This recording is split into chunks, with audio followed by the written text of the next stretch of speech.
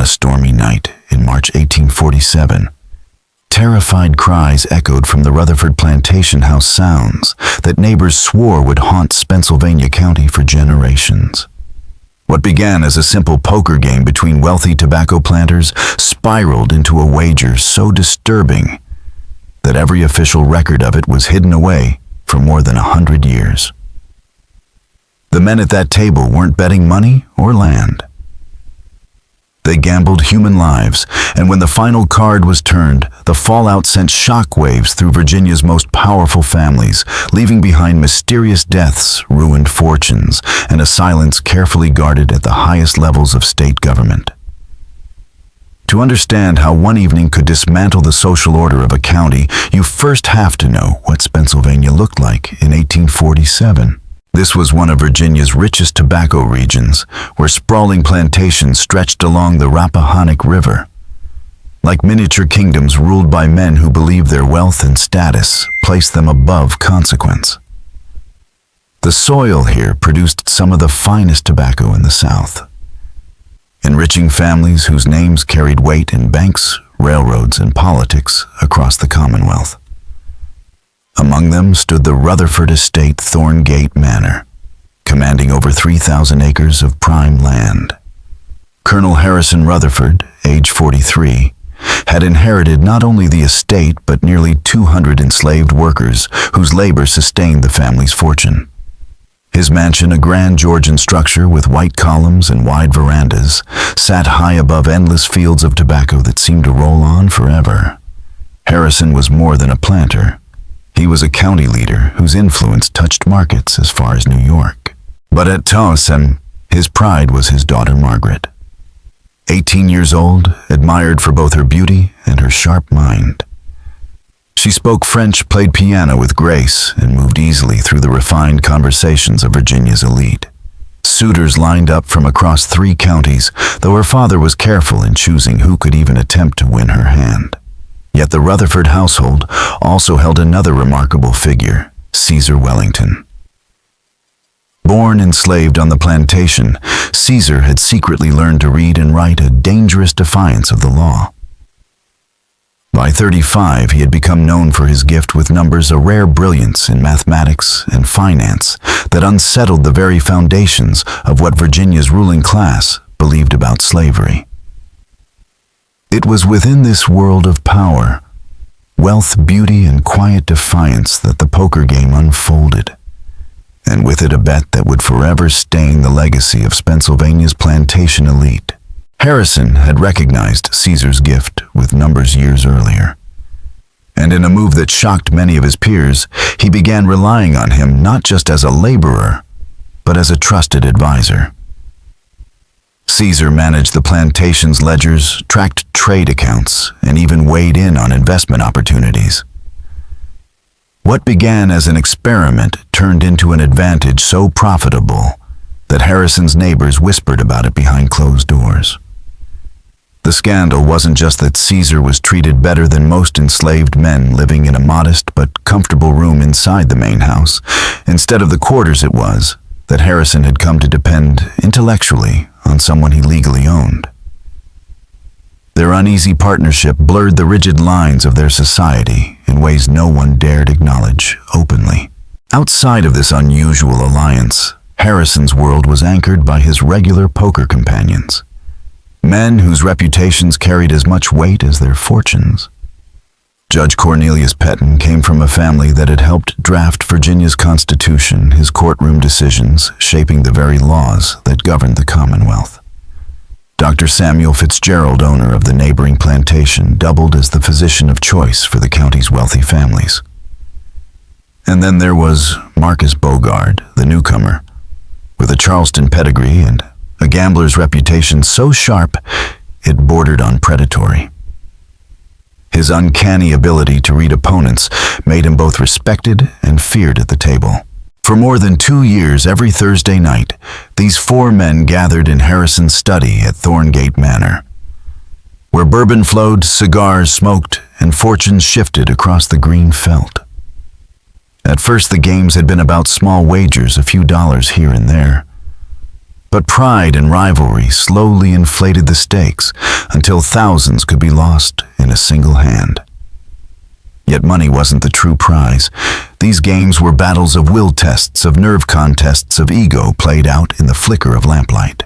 The year 1847 was a precarious time for Virginia's planter elite. Tobacco prices wavered unpredictably. Whispers of Northern abolitionist criticism grew louder, and debates over the expansion of slavery stirred fear about the South's future.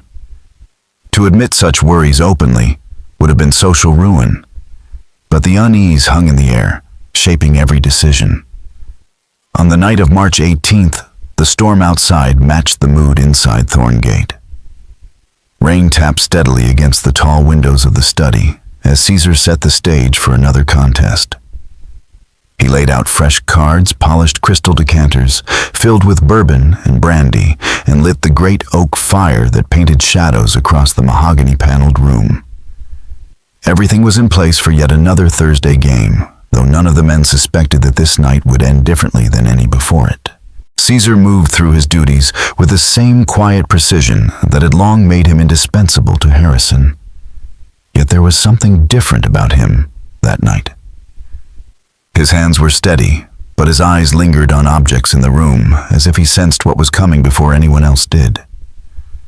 Judge Cornelius Petton arrived first, shaking rain from his coat and grumbling about the muddy roads. At 62, he was the senior member of the group, his reputation as a legal mind unmatched in the Commonwealth. His presence carried weight. If Judge Petton played cards with you, it was a mark that you had truly earned your place among Virginia's elite. Dr. Samuel Fitzgerald came next, as reliable as ever, with his leather medical bag slung over one arm, always prepared in case an urgent call pulled him away. Known for his cautious style both at the table and in medicine, Samuel played with patience, observing every twitch and tell before acting. Then fashionably, late as always, Marcus Bogard entered the study. At 39, he was a man who carried a dangerous charm, magnetic, confident, and just unsettling enough to keep others guessing. Educated in Charleston, polished in New Orleans and back in Virginia, with holdings no one could fully account for, Marcus brought with him an air of risk that made every gathering unpredictable. "Gentlemen," he said with a sly grin as he dropped into his chair, "I trust you're ready for an evening to remember? I've been feeling rather lucky." Harrison dealt the opening hands, while Caesar moved silently through the shadows, tending to the fire and filling glasses. The first few rounds passed in routine fashion, the conversation drifting between tobacco markets, county gossip, and politics. But as the hours wore on and the bourbon loosened tongues, the air shifted. Marcus was losing badly, his frustration mounting with every failed hand. His bets grew reckless, the kind of desperation play that signaled he wouldn't tolerate humiliation for long. Judge Petton withdrew early from most rounds, content to sip his bourbon and watch the others. Dr. Fitzgerald continued his conservative strategy, building small but steady wins. Harrison, meanwhile, seemed charmed by fortune itself, holding strong hands again and again. By 10 o'clock, he had cleared nearly $800, a sum that would have supported an average Virginia family for months. The room was thick with smoke and tension when Marcus leaned forward with a gleam in his eye. "Harrison, my friend," he said, shuffling a new deck with practiced ease. "These modest stakes have grown tiresome. Why don't we make this evening truly interesting?" Harrison, buoyed by his streak of luck and the bourbon warming his veins, smiled. "And what exactly do you have in mind?" "One last hand," Marcus said. "Winner takes everything on the table, and something more." He paused deliberately, letting the fire's crackle fill the silence. "Something worth remembering." Judge Petton raised his brows. "And what exactly would that be?" Marcus's grin widened as he laid his cards flat against the table. "I'll stake my Charleston properties, the rice plantation, and my house on East Bay Street. Together worth more than $15,000. The study fell silent. Even the rain on the windows seemed to hush at the number. $15,000 was a fortune, enough to buy another estate or bankroll a railroad venture. Dr. Fitzgerald's head shook immediately. Marcus, that's beyond reason. None of us can match that. Oh, but you can, Marcus countered smoothly. Each of you has something of equal value. You simply haven't been thinking creatively enough. Harrison felt his pulse quicken. The bourbon, his winnings, the thrill of the night, it all coiled into a dangerous sense of invincibility. What exactly are you suggesting, Marcus? Harrison asked, his voice sharp but unsteady. Marcus didn't flinch. He turned first to Judge Petton. You could stake your legal practice and every political tie that comes with it. Then, to Dr. Fitzgerald. Your medical practice and plantation would more than suffice. Finally, his eyes locked on Harrison, the smile widening, but never warming. And you, Harrison, you could offer what you value most, your daughter's hand in marriage. The room went still. The fire popped in the grate, but no one moved. Caesar froze mid-step, brandy decanter in hand. Petton's face drained of color while Fitzgerald let out a startled gasp. For a heartbeat, Harrison nearly laughed, ready to dismiss the idea as drunken madness. But the way Marcus watched him, measured, unyielding, made the laughter die in his throat. In the rigid hierarchy of 1847, Virginia, a man's ability to dictate the fate of his family was the ultimate expression of authority. To refuse such a wager risked signaling weakness, a lack of confidence. Marcus knew this, and he pressed the advantage. Are marriages not already arranged for wealth and power? He asked smoothly. At least here skill, not whispered deals, would decide. A part of Harrison recoiled. Margaret was his pride, the jewel of his house, meant to secure the Rutherford legacy through a careful strategic union. She was only 18 yet. Under the law, her future was his, alone to command. And then, against the warnings of reason, he heard his own voice asking, "And if I were to agree, what would you stake in return?" Marcus leaned back, and for the briefest moment, his gentleman's mask slipped. His expression hardened, revealing the steel beneath the charm. "Caesar," he said simply. The effect was electric. Petton shot to his feet, his chair skidding across the rug. Fitzgerald blurted out a protest, but Marcus silenced him with a raised hand. Think logically. Caesar is no ordinary servant. He is Harrison's most valuable asset outside the land itself. His knowledge, his skill with accounts, his judgment, these make him irreplaceable. Losing him would cripple the plantation. Harrison's stomach clenched. Marcus had seen more than he should have had, understood far too well the depth of his reliance on Caesar. This wasn't just about money or status. Marcus was cutting to the bone, wagering pieces of their lives that none of them could bear to lose. And for the first time that evening, Harrison realized that the danger wasn't the cards on the table. It was the man sitting across from him. By wagering Caesar, Marcus wasn't just gambling property. He was dangling the chance for Harrison to cement permanent control over the one person who had become essential to his fortune. If Harrison won, Margaret's future would remain firmly in his hands, and Caesar would become his beyond dispute. The irony was brutal. A man's extraordinary mind was being treated as little more than collateral. Caesar stood frozen by the brandy table, his face carefully blank, but his knuckles whitening around the decanter. Everyone in the room knew the horror of what was happening. But in Virginia law, Caesar's opinion mattered as little as the furniture in the room. Harrison, steadying his voice, though his pulse thundered in his ears, declared, "Gentlemen, I believe we have the makings of a historic game." Judge Pate made one last effort to halt the madness. No man's fate should be decided by cards, he argued, his tone sharp with outrage. But Harrison, drunk on bourbon pride, and the thrill of dominance, brushed the words aside. Dr. Fitzgerald, torn between disgust and curiosity, said nothing. As a physician, he had studied human behavior all his life, but never had he witnessed anything so raw, so dangerous. Society's very foundations distilled into a single wager. Marcus began shuffling with theatrical precision, the cards snapping crisply in his hands as the firelight gleamed across their edges. 5-card stud, he said smoothly. 1 hand. Winner takes all. Are we agreed? Harrison forced himself to nod, though his mouth had gone dry. If I win, I keep Margaret, and I gain Caesar.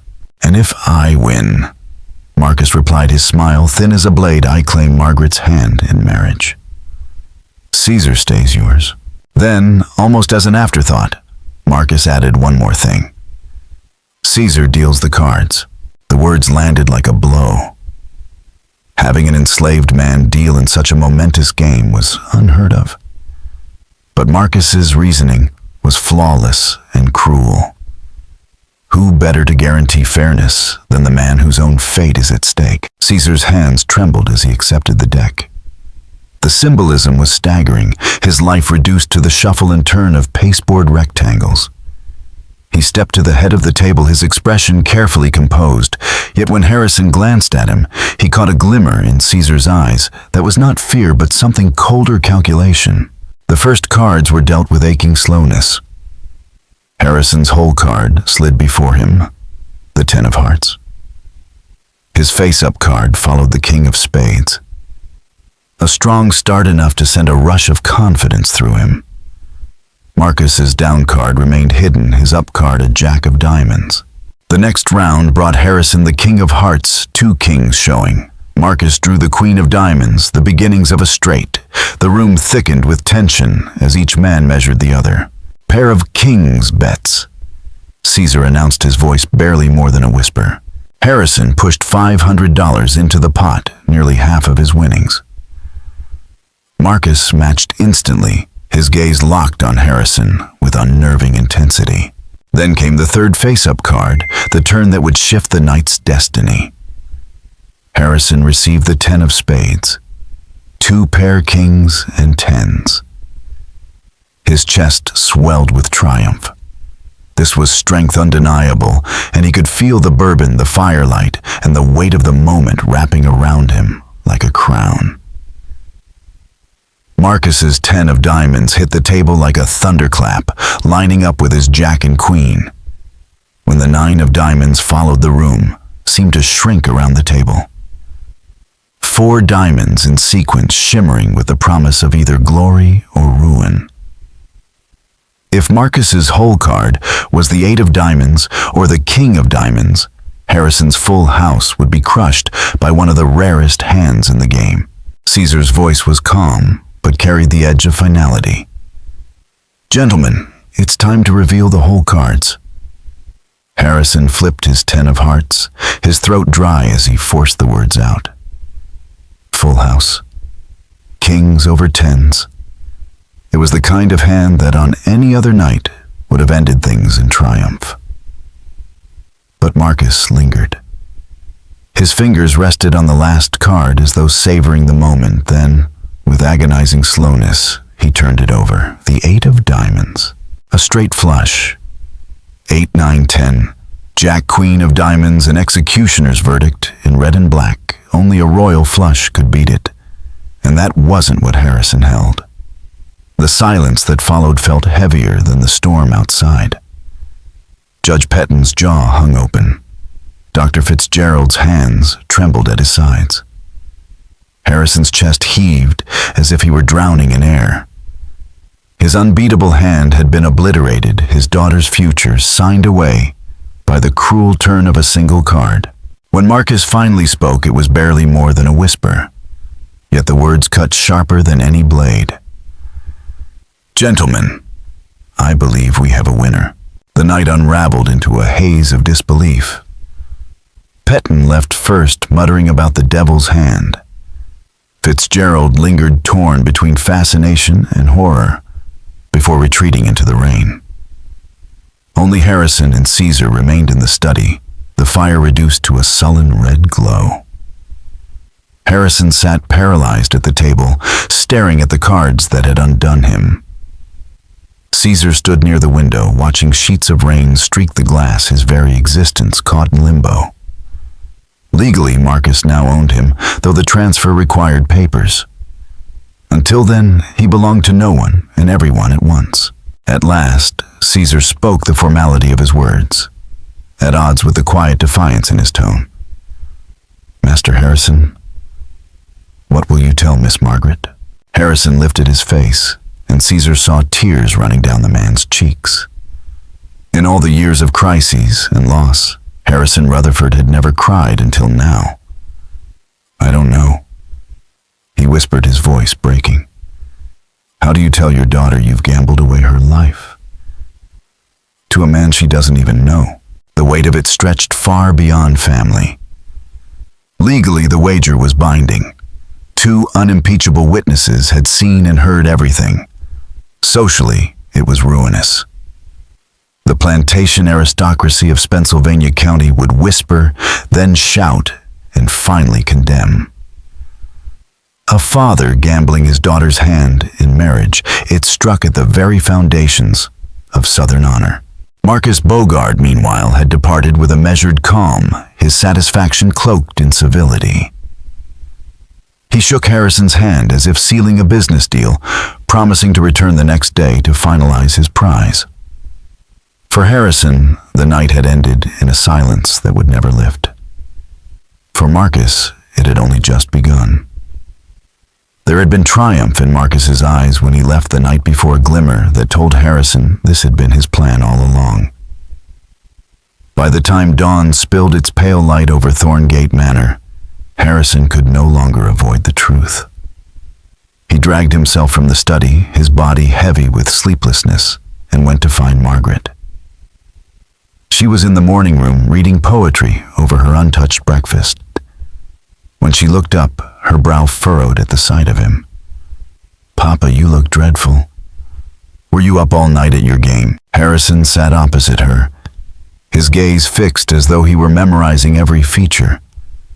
Margaret had her mother's elegance, but carried it with a sharper edge, a strength of mind that made her more than simply a prize in society's marriage market.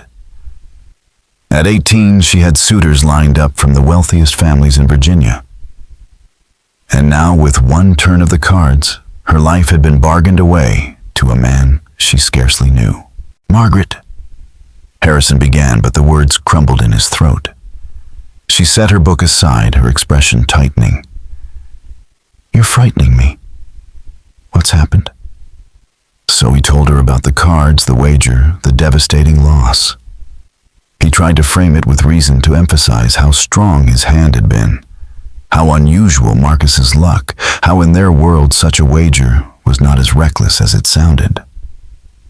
But as he spoke, Margaret's expression hardened into something like ice. When he finished, the silence in the room was unbearable. "Let me understand this," she said finally, her voice sharp but calm. "You wagered my future marriage against Caesar's freedom, and you lost." Harrison stammered something about the odds, how he couldn't have predicted Marcus's exact card. Margaret's reply cut through him like glass. "I don't care about the odds. You had no right." He tried to remind her of the law of paternal authority, of how arranged marriages were the norm among their kind. But even as he spoke, he heard how hollow the words were. Margaret rose from the table, her untouched meal gleaming in the sunlight. "When will Mr. Bogard come to claim his prize?" she asked coldly, spitting the word like poison. "This afternoon," Harrison admitted. She nodded once, her fury plain. "How practical of you both to see my future reduced to arrangements." She left without another word. At precisely 2:00, Marcus Bogard returned. He came dressed in fine clothes, the air of victory clinging to him like perfume. At his side was Silas Crawford, a nervous Richmond lawyer carrying a leather satchel fat with documents. They met Harrison in the study, the same room where fortune had turned the night before. The table was cleared, but the stale odor of bourbon and smoke still hung in the air like ghosts. "Harrison," my dear friend Marcus began smoothly as he took his seat. "I trust you've had time to reflect on our arrangement." "I've had time to regret it," Harrison said bluntly. "But a gentleman honors his debts." Marcus's smile curved with satisfaction. "Indeed he does. That's why Mr. Crawford has prepared everything, the marriage contract, the transfer papers for Caesar, all in order." Crawford spread the documents across the table with efficient precision. As Harrison scanned them, his stomach sank. The language was airtight, covering every legal angle. Marcus hadn't improvised this gamble. He had engineered it. "There is one problem," Harrison said at last, his hand tightening on the papers. "Margaret is resistant." Marcus chuckled softly, leaning back with casual confidence. "Of course she is. That only makes the victory sweeter." Marcus's words dripped with confidence. "I would expect nothing less from a spirited young woman, but I have no doubt she'll grow to value what I offer. And if she refuses, she still cannot refuse, Harrison. Under Virginia law, your authority over her marriage is absolute until she turns 21. The contract we're signing today makes that authority binding." Before Harrison could respond, a soft knock echoed from the study door. Caesar entered carrying a tea tray, his movements far different from the trembling servitude of the night before. Now he carried himself with a quiet, resigned dignity that unsettled everyone in the room. "Master Harrison," he said evenly, setting down the service. "Miss Margaret requests to speak with you and Master Beauregard." Harrison's stomach tightened. "Tell her we're in the middle of business." She told me, Caesar replied, his eyes steady, that this business concerns her directly and she has a right to be heard. Marcus's brow arched in curiosity. "By all means, let the young lady speak." Margaret entered the study like a queen striding into her court. Gone was the soft morning dress. In its place, a deep blue silk gown that gave her a regal bearing. Her hair arranged with a practiced elegance that made her appear older, more formidable. She moved to the center of the room, her presence commanding attention. "Master Beauregard," she said with impeccable courtesy. "I believe congratulations are in order." Marcus rose, bowing with theatrical charm. "Miss Rutherford, the congratulations are mine. I am the fortunate one." "Indeed," Margaret replied, her tone honeyed but edged with steel. "I wanted to discuss the terms of our engagement with both of you present." Harrison began to protest. The terms had already been written into law, but Margaret silenced him with a raised hand. "I understand that legally I have no choice. Papa's gambling has made me a prize to be claimed, much as Caesar here has been reduced to property." She gestured toward Caesar, who stood silent by the door. "But I want you to understand exactly the kind of wife you're acquiring." Marcus leaned forward, savoring the confrontation. "By all means, enlighten me." Margaret smiled a smile. Harrison knew too well the smile her late mother had used when she wanted to win a battle without lifting a blade. "Beautiful, but merciless. I will honor the law. I will marry you in a ceremony that satisfies Virginia society. I will live in your home, bear your name, and sit at your table. That much I cannot change." "That sounds perfectly agreeable," Marcus said smoothly. Her voice dropped quiet but lethal. "But I will never share your bed willingly. I will never bear your children. I will spend every day of our union making you regret the night you sat down at that table. You may own me, Master Beauregard, but you will never possess me."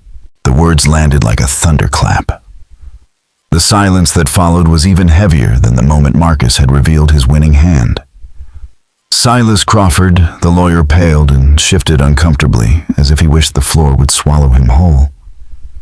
Caesar did not move, but in his dark eyes there flickered something Harrison had never seen before approval. Marcus's composure cracked at last, his practice smile vanishing, his eyes flashing with anger. "Miss Rutherford, I think you misunderstand the nature of marriage in our society." A wife's duties are clearly defined both by law and by scripture. "Oh, I understand perfectly," Margaret replied, her voice calm but searing. "I also understand that while you may force me into marriage, you cannot force me to be a willing wife. And an unwilling wife, Master Bogard, can make a man's life very unpleasant indeed." The room remained frozen in the weight of her defiance. Harrison sat stunned. Crawford cowered in silence, and Caesar stood as still as carved stone. For the first time, Marcus Bogard looked uncertain, not because of the law, but because of the will of the woman he believed he had won. If this is giving you chills, share it with a friend who loves dark mysteries and hit like to support more stories like this. But now the house held a new kind of thunder, as Judge Peaton barged in clutching a Commonwealth writ that named the poker game and its terms as the subject of an official inquiry from the Attorney General. And the air went cold as everyone realized someone had already reported what had happened. All eyes swung to Caesar, standing by the door, with a calm that looked more like quiet triumph than fear. And when Harrison mouthed, "Or did you report this?" Caesar met him without flinching and said, "Yes, I did, because you taught me to read and write and to keep records. And I understand what a man does when he treats a human life like merchandise." And the room rocked with the force of that admission. Marcus went white. The lawyer began to scramble through documents as if paper could undo what had been done. Judge Peaton sank into a chair, stunned by the legal implications. Margaret stepped forward and called Caesar brilliant and wonderful, while Harrison stared as if seeing a stranger in his mirror. And Caesar explained that while the risk to him was real, enslaved people who accuse masters could be punished. He had reached a point where silence felt like complicity. And if truth meant punishment, then at least it would be a truth powerful enough to matter. So he had given a sworn account of the game, the wagers, the coercive marriage terms, and the names of those present, and as he spoke, his voice did not tremble but steadied into something like command-making. Clear that this was not only about his own liberty, but about exposing a rot at the heart of their society. Marcus tried to reassert control, claiming legal rights and social custom. But even his confident posture betrayed cracking edges as the writ promised investigators and consequences that neither money nor influence could instantly erase. And Harrison, who had thought he could buy fate with cards, now sat stripped and small, while Margaret, cold and unsparing, watched the unraveling with a resolve that suggested she would not be merely traded off like property. And as Caesar walked slowly to the center of the study, the storm outside matched the new storm inside. Because what began as a reckless gamble had become the opening move in a battle that would decide more than ownership or reputation. It would test who in Pennsylvania County could be held to account, who would be ruined, and who might finally win a measure of justice. Caesar's every movement was deliberate, almost regal, as he stepped further into the center of the room. "While you gentlemen were so intent on your cards and your bourbon," he said, his voice steady and clear, "I was thinking of something else. I was thinking of Miss Margaret's future, and of mine. And it struck me that this game was not a diversion, it was a mirror of everything broken in our society. The idea that men, women, lives themselves could be owned, traded, wagered like livestock." Marcus began to pace the polish of his Charleston upbringing, peeling away with every step. "This is madness." The game was played fairly among gentlemen, according to agreed rules. Rules. Judge Peaton cut in sharply, his tone heavy with disgust. Rules that made human beings gambling stakes. And Caesar's report has put us all at risk. The Attorney General doesn't just investigate such matters, they prosecute. Caesar reached calmly into his jacket and unfolded another paper. "There's more. Early this morning, I sent letters to 3 newspaper editors, Richmond, Charleston, and Washington. By tomorrow, the entire South will know about last night's game." The silence that followed was suffocating. Harrison felt as if the world beneath Thorngate Manor had dropped out from under him. A legal inquiry might have been contained, hushed with connections and coin, but once newspapers carried the story, no amount of quiet influence could save them. "You've destroyed us all," Dr. Fitzgerald whispered hoarsely. "No," Caesar replied evenly, his voice firm as steel. "You destroyed yourselves. I only told the truth." Margaret moved to Caesar's side, her chin lifted in quiet solidarity, and Harrison felt his chest tighten at the sight. They looked natural together, united by conviction rather than law or power. "Caesar," she asked softly, "how did you know to do all this? The legal filings, the press connections." Caesar allowed himself the faintest smile, the first since the night before. "Miss Margaret, you weren't the only one being educated in this house. While Master Harrison taught me accounts and finance, I learned law, politics, the strength of words. For more than a year, I've corresponded with abolitionists in Richmond, men who taught me how to turn knowledge into leverage. The brilliance of it hit them all at once. By filing with the Attorney General, Caesar had made the affair impossible to bury. By alerting the press, he had ensured that any attempt to smother the truth would itself become scandal." Harrison looked around the study, his eyes lingering on the poker table, the documents, the smoldering fire. His pride, his need to dominate, had not only shattered Margaret's future, but had set fire to everything he had built: Thorngate, his standing in Pennsylvania, the delicate political ties that made him a man of influence. And worst of all, it had been Caesar, the man he thought he owned, who had turned his own lessons against him. Judge Peaton's voice cut through the haze, grim and certain. "There's more. The Attorney General's office is considering broader charges: human trafficking, coercive marriage contracts, conspiracy to violate gambling statutes. These aren't civil matters, they're criminal, and criminal charges carry prison sentences." Caesar walked to the tall windows, gazing out at the fields, where enslaved workers bent under the morning sun. His voice was low but unyielding. "You know the cruelest irony. Everything I needed to bring you down, you gave me. You educated me. You entrusted me with your secrets. You treated me almost as an equal in private. And then you wagered me like a prize bull." Dr. Fitzgerald finally broke his silence, desperation edging his words. "Cornelius, surely there must be some way to settle this quietly. We are respected men, men of standing." Judge Peaton shook his head, his face drawn. "And that, Samuel, is precisely the problem." Judge Peaton's voice carried the weight of final judgment. "Because we are respected men, this case will be scrutinized more closely than any other. The Attorney General cannot appear to shield wealthy planters who gamble with human lives and barter young women like property." His words seemed to strip the last veneer of control from the room. Marcus stopped pacing, his face pale, but his eyes hard as steel, and fixed Caesar with a glare. "What do you want? Money, freedom? There must be something you'll take in exchange for withdrawing your report." Caesar did not hesitate. His words struck like a hammer. "Master Bogard, you still don't understand. I didn't report this to bargain. I reported it because it was a crime. The only thing I want is justice." The word hung in the air like smoke, choking every man in the room. In 1847, Virginia, for an enslaved man to invoke justice against his masters was not only unheard of, it was revolutionary. Yet Caesar had turned the machinery of the law itself into a weapon, bending it toward truth rather than submission. And besides, he continued, his tone quiet but final.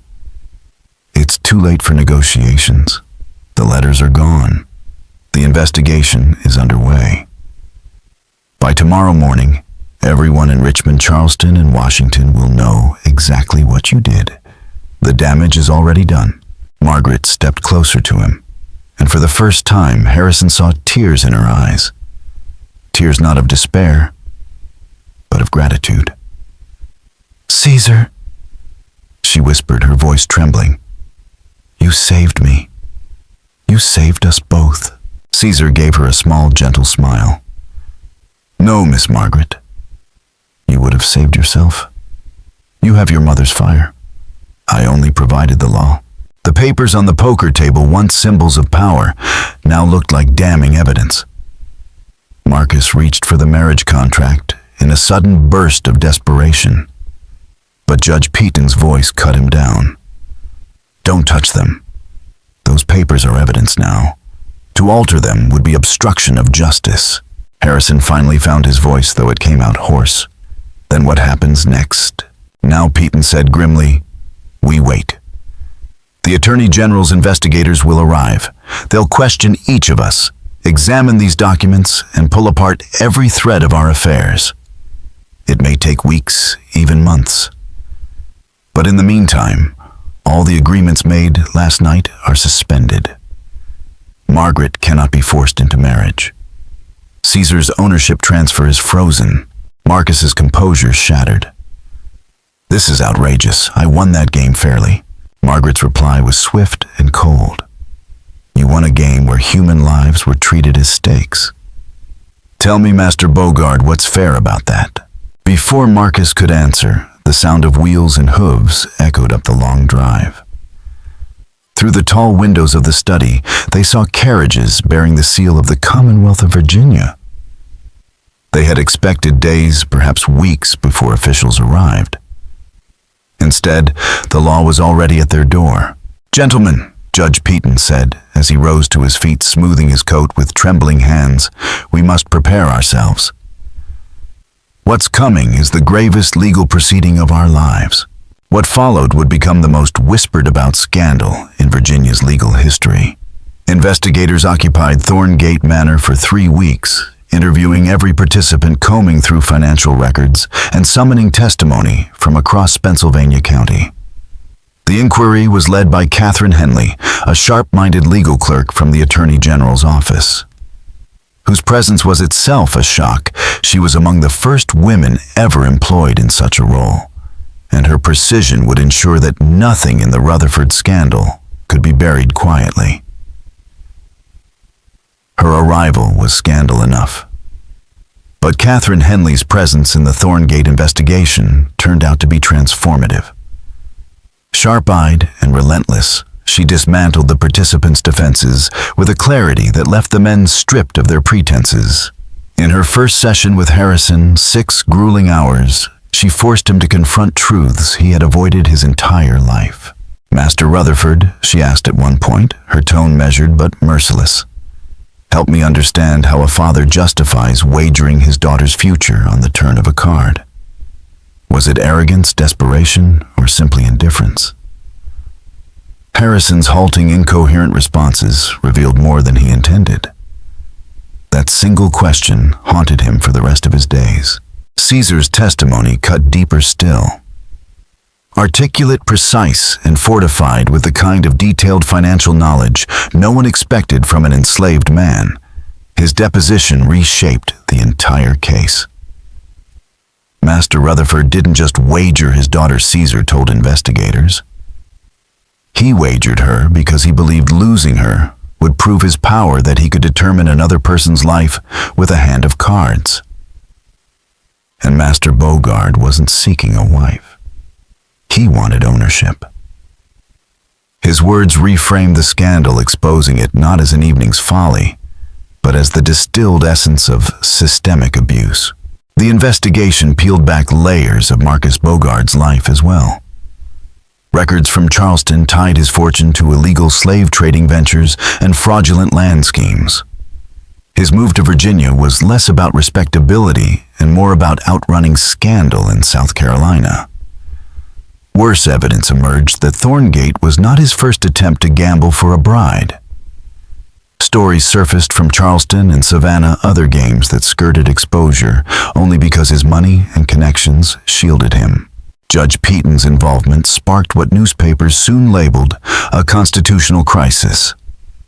As both participant and key witness, his role undermined the integrity of Virginia's judiciary. The Attorney General had no choice but to appoint special prosecutors from neighboring states. Pétain's downfall cut deepest of all, because he had once been celebrated for progressive views on legal reform. Now he stood condemned as a hypocrite, his career ruined and his legacy stained.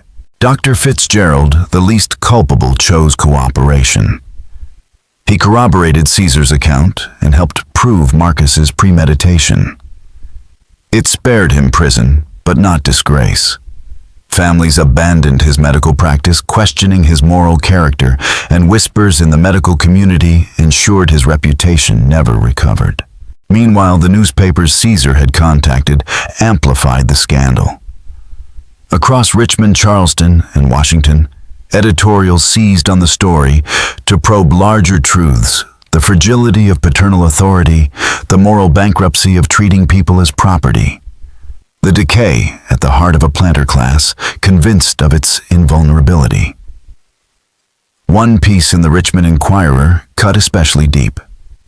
If respected gentlemen wager human lives as casually as they bet on horse races, what does this say of our society? If fathers gamble their daughters for amusement, what protections exist for any woman in our Commonwealth? By spring 1848, nearly a year after the game, the verdicts came down. Marcus Bogard was convicted of conspiracy to commit human trafficking. He was sentenced to 10 years in prison, fined heavily, and barred from ever owning property in Virginia. 3 years later, he died behind bars, officially of pneumonia, though rumors whispered that his fellow inmates had hastened the end. Harrison Rutherford escaped criminal conviction, but could not escape civil ruin. The courts levied crushing penalties, stripping away much of his estate. His name, once a cornerstone of Virginia society, became a byword for disgrace. Harrison's punishment was not prison, but humiliation and ruin. The courts drained him with legal fees, his political appointments vanished, and the scandal made his name toxic across Virginia. Old business partners cut ties, and even families who had once courted the Rutherford fortune now refused to let their sons pursue Margaret. Though she bore no guilt, her father's sins clung to her like a shadow. The financial collapse of Thorngate Manor soon followed. By 1850, what had been a sprawling estate with nearly 200 enslaved laborers shrank to fewer than 50. Harrison sold parcel after parcel of land, watching his inheritance crumble into fragments. Judge Peaton fared little better. He stepped down from the bench in disgrace, reduced to practicing minor civil law for clients who tolerated his presence more out of pity than respect. His political career ended overnight. When he died in 1852, officially of a heart attack, his family whispered that shame had killed him as surely as any illness. Caesar's fate was more complicated. The investigation had voided Marcus's claim to him, but Virginia law had no precedent for granting freedom in exchange for testimony. Caesar remained legally enslaved, caught in limbo, even as his courage had toppled men of influence. Public sympathy, however, had shifted in his favor. Newspapers called him the man who spoke truth to power, and reformers quietly pressed for a resolution. The answer came from Margaret. On her 21st birthday in 1850, Margaret used her inheritance from her late mother's estate to buy Caesar's freedom outright. The transaction was carried out in public, reported in papers across Virginia. Harrison could do nothing to stop it. The ceremony where Caesar received his papers was turned into a symbolic triumph, attended by abolitionists and reformers who hailed the moment as a crack in slavery's iron shell. Margaret never married. Instead, she rejected the suitors who came calling after the scandal cooled, declaring her independence and throwing herself into what would later be recognized as women's rights advocacy. She became one of the first women in Virginia to own and manage property outright, her name appearing alongside reform-minded voices in pamphlets and speeches. Caesar, now free, became her partner in both business and activism. Together they invested, built enterprises, and unsettled the rigid expectations of antebellum society. The poker game at Thorngate Manor passed into legend. Parents whispered it as a warning against gambling.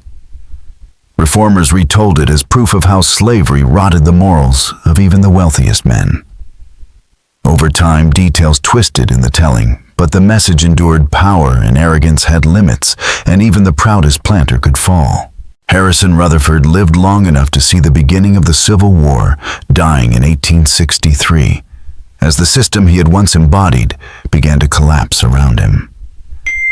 His legacy was not the vast plantation he had inherited, but the scandal that destroyed it, and the daughter and the man he tried to wager away, who instead rewrote the meaning of freedom and defiance in Virginia.